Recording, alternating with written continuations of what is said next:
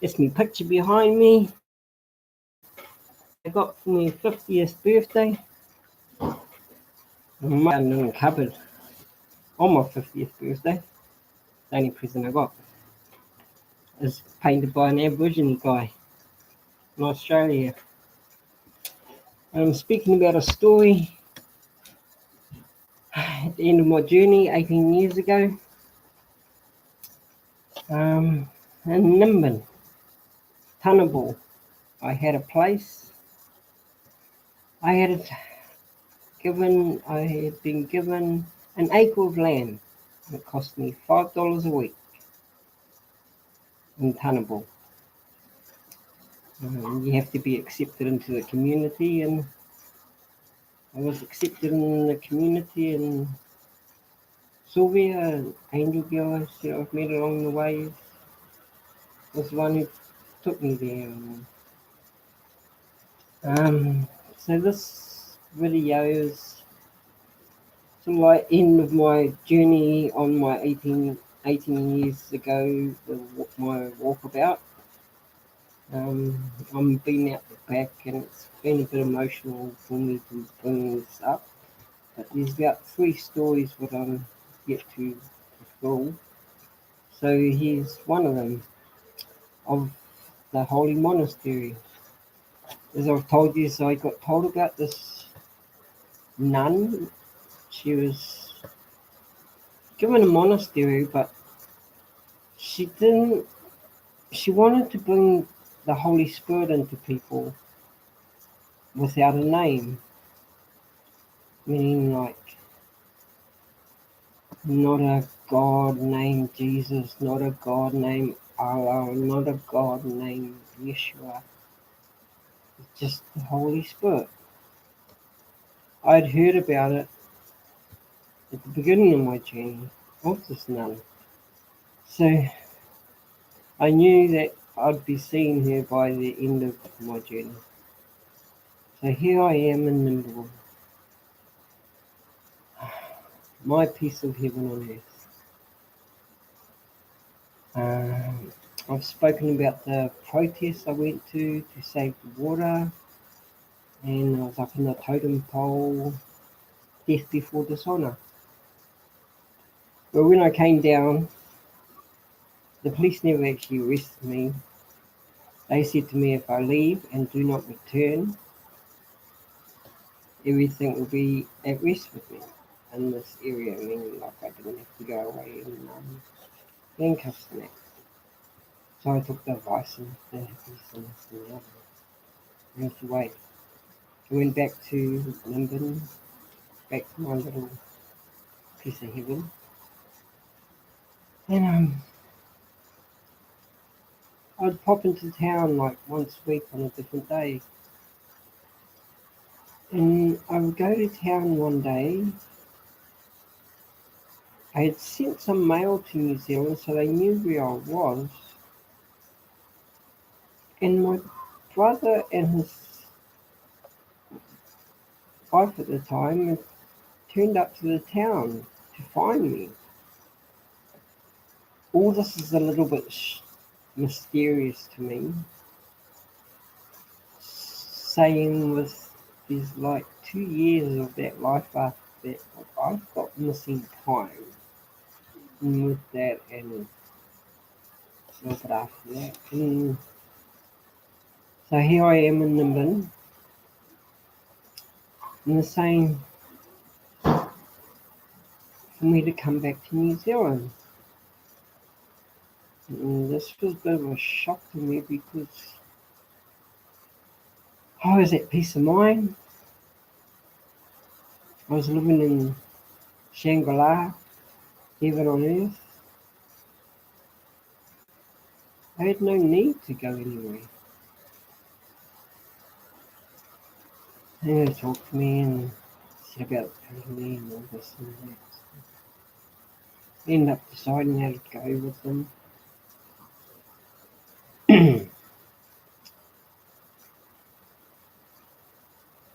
They went away and then came back again because they were doing a bit of a trip around. And so I had another week up my sleeve and I went back. And I remember them coming to where I was staying, and this stuck with me of a word. The brother comes into the place, Richard, and he goes, "Don't you get lonely here?" It was a word I had never thought of. Loneliness. I was quite bewildered of this word, like, don't you get lonely? It's something which didn't register with me because I was living with nature. Life was all around me, and even more. So I said, well, I just need to say goodbye to my friends. They were still at the protest and that. So we drove there that night, and I got to say goodbye, and we sat around the campfire, playing the guitar they were, and the song. Freedom doesn't know till freedom comes. Freedom was living inside me. I was free.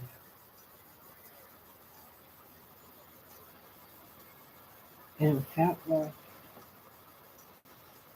when I'm packing my stuff up at London, just bag and that, just take some things for the journey back to New Zealand with me.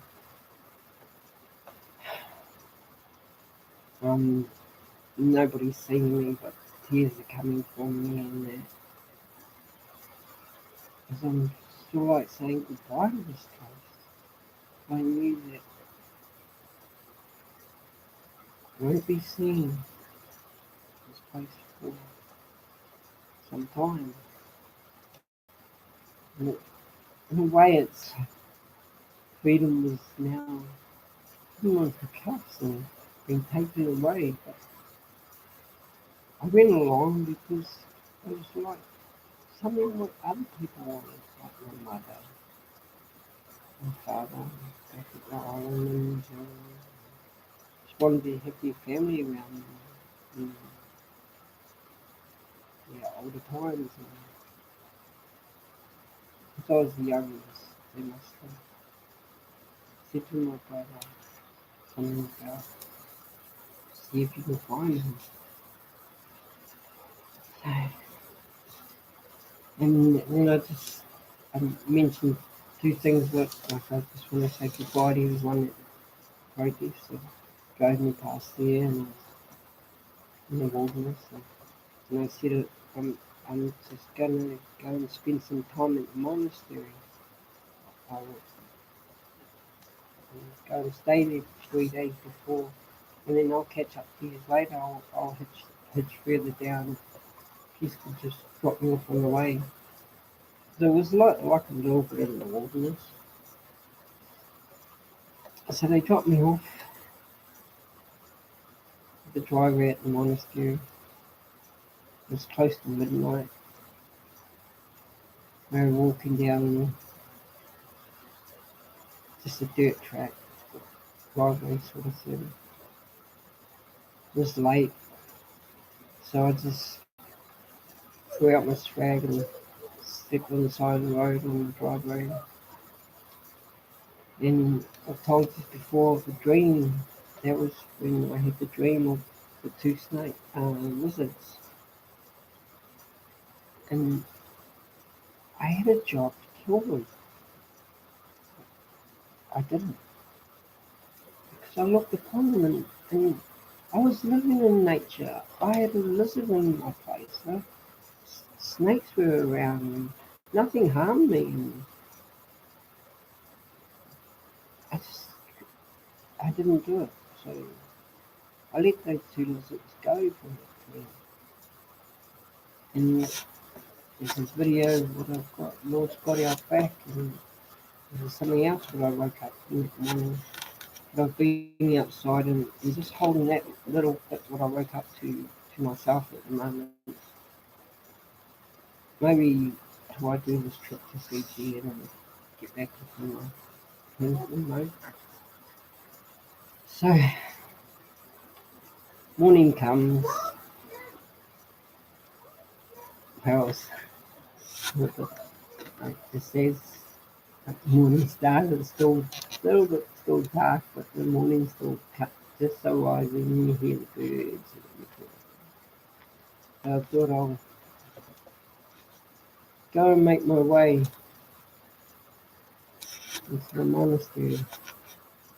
So I go down, I meet one of the sisters and tell her, ask her, say that I've come here, I'm wanting to, I'm give myself to you for 3 days.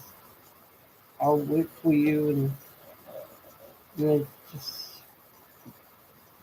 and they said, oh yes, and you can stay and eat meal here and this and that. I said, no, I don't need nothing. I've got all I need. Uh, so I was going to have me a cleansing fast there. I had already got me honey, garlic, quite a few cloves of garlic, and apple cider vinegar. So that's all I had over the 3 days. I chopped my garlic up, and my honey with the apple cider, and drink that down in the morning, and off I'd go. And then the first morning he said, well, so what chores we got here going on? So they walked me down, and she walked me down to the garden, not the main sister, but and the helpers around there. And she said, well, here's our garden. And away I went. I was in that garden for 3 days. 2 days. First day, nobody was there, just myself and I. And pulling the weeds, as Buddha taught me, for a friend, taking that life, giving that life, each weed, one after another, taking that life, giving that life. It was a good sized garden, fenced around and that. It did need a little bit of weeding. Looked like somebody hadn't done a really good job of the place, so away I went. First day, I don't see anyone. By the end of the day, it's getting the sun's starting to go down. So I go. They showed me a little room where I could a bed I could stay in inside the monastery, and the picture there was one of the rooms in there. I'd sign my name in. I'd just sleep, then wake up again, do the same thing again. My garlic, my honey, apple cider vinegar, and off I go. And on the second day, it was like I was starting to see things.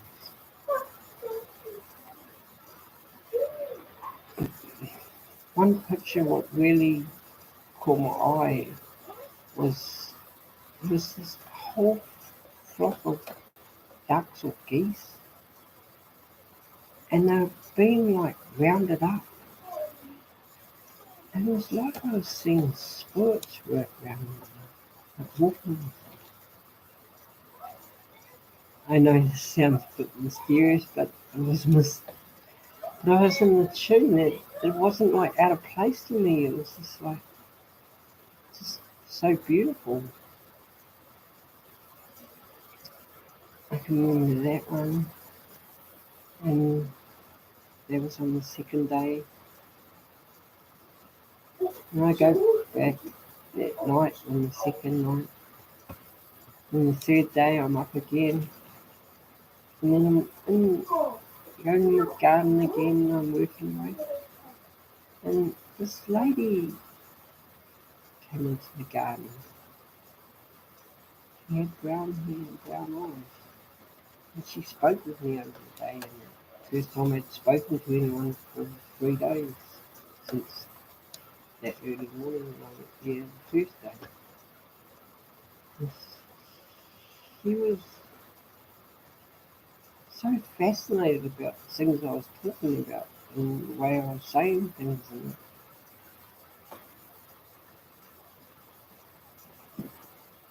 it's like I was, so she was there. She was the only other person who I'd spoken to, and so it was on the third day. And then just that she'd gone for lunch at lunchtime, popped back for a little bit, and I was getting the whole garden. There was, I think I'd pulled and out every weed, taking that life, giving it another life. You know, the garden was so immaculate, and that lady says, "Gosh, you've done an amazing job. You've done an amazing job here." So I had talked to the nun earlier and said that I'd like to see the sister on the last night. And so I go to the room, and then one of them came to me and she's got everything ready for you. So I go into the main sis-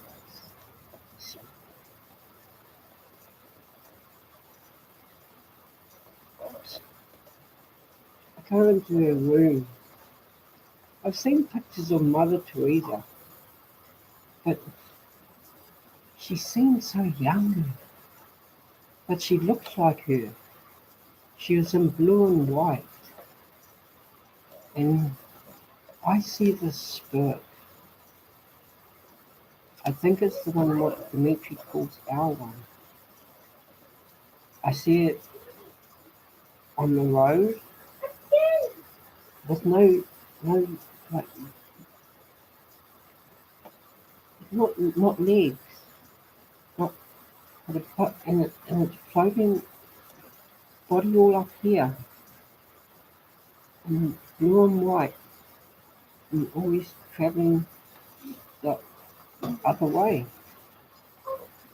And I walk in and I see her, and it's like I'm looking at her in flesh.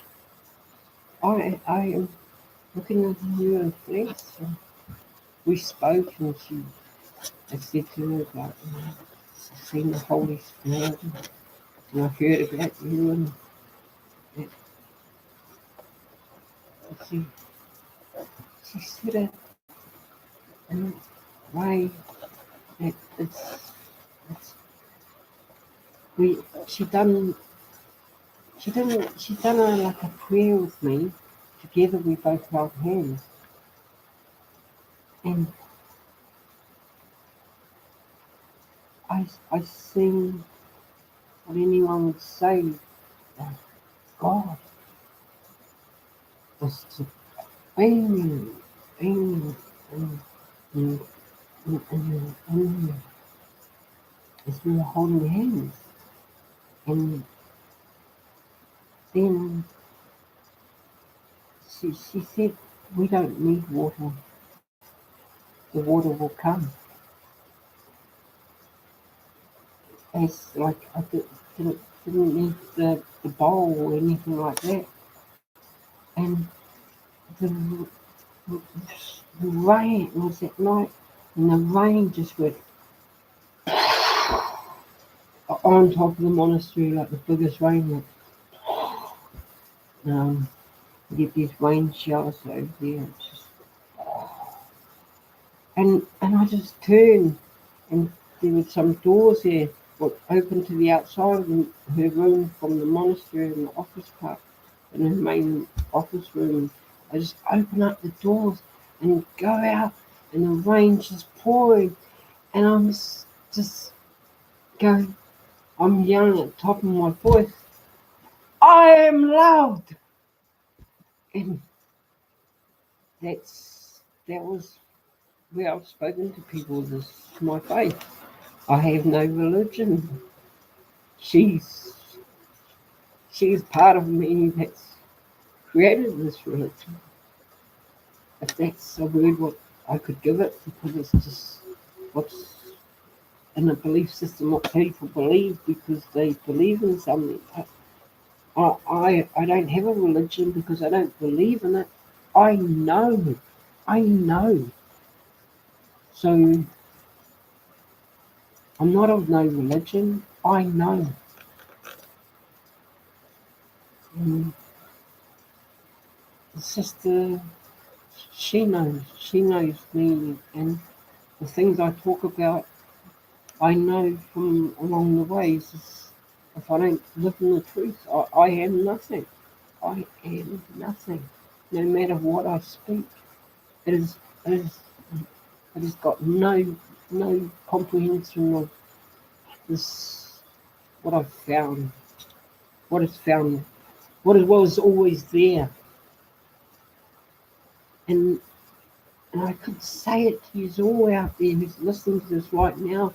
It is there and it can be inside you right now. Your first step is loving yourself. And then you find that, the other one comes in. Because it's alive, it's inside, it's all around. And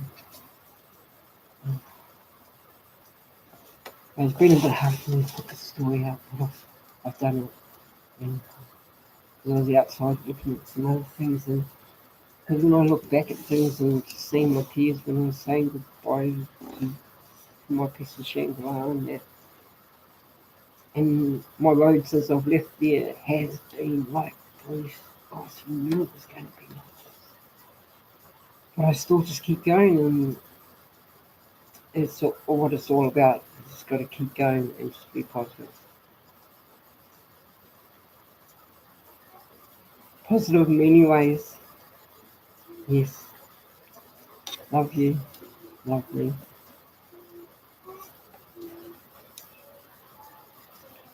So I'm glad I've got this off my chest, that I've let this story out. I was going to go and do it underneath a tree up north in the Catless Carry tree, but just events went. But here I am. This message will be just here today. And I love you all as much as I love me and all the beauty we see.